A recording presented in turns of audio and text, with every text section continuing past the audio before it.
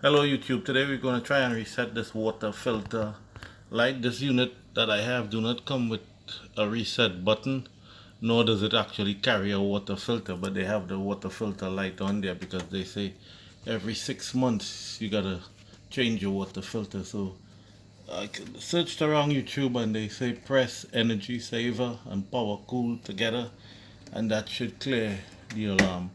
So we're holding it down.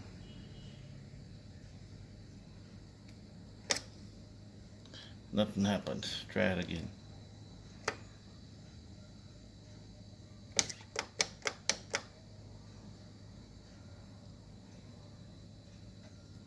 Nothing.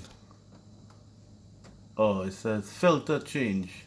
Fridge and power cool hold for 3 seconds. Sorry about that. So sometimes we gotta read the instructions. We heard the chime and the light is off. So there it says right there.